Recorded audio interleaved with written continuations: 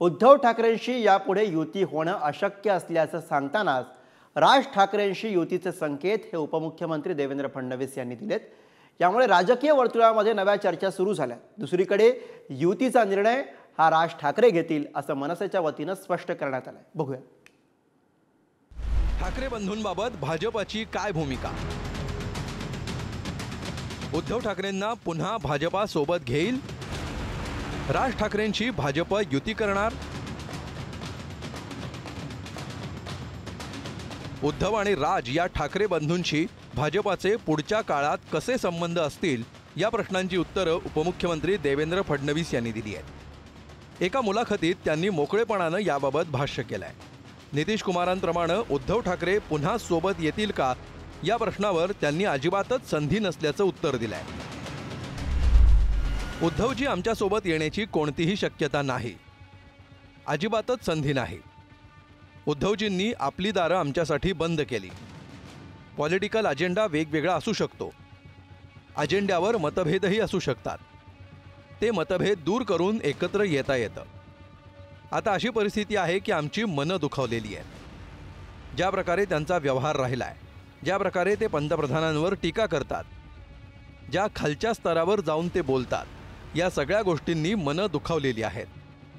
जिथं मनं दुखावतात तिथं युती होत नाही। राजकीय मतभेद दूर करता येतात, युती होऊ शकते। जिथं मनं दुरावलेली असतात तिथं एकत्रित येणं कठीण आहे। मनं दुरावलेली आहेत यात काही शंका नाही। उद्धव ठाकरेंबाबत इतकी परखड भूमिका घेणारे फडणवीस राज ठाकरेंबाबत मात्र सॉफ्ट होते। राज ठाकरेंशी युतीबाबत लवकरच निर्णय होईल असे संकेत त्यांनी दिले। मनसे कुठं असेल हे वेळ सांगेल। राज ठाकरे यांच्याशी मैत्री आहे, त्यांच्याशी गाठीभेटीही होतात। अनेक विषयांवर आम्ही गप्पाही मारतो। चांगल्या सूचनाही ते अनेक वेळा करतात, टीकाही करतात। सोबत काम करू की नाही हे लवकरच आपल्याला समजेल। अजूनपर्यंत निर्णय आम्ही केलेला नाही। यावर राज ठाकरेंच्या वेगवेगळ्या विषयावरच्या भूमिका सगळ्यांनाच आवडतात असं मनसे नेते सांगतायत। फडणवीसांनी दिलेल्या संकेतांवर राज ठाकरेच पक्षात निर्णय घेतील असं मनसे नेते सांगतायत। कसं आहे, महाराष्ट्र नवनिर्माण सेना असो किंवा अन्य कोणताही पक्ष असो, इथे वैयक्तिक इच्छेला किंवा वैयक्तिक गोष्टीला महत्त्व नसतं।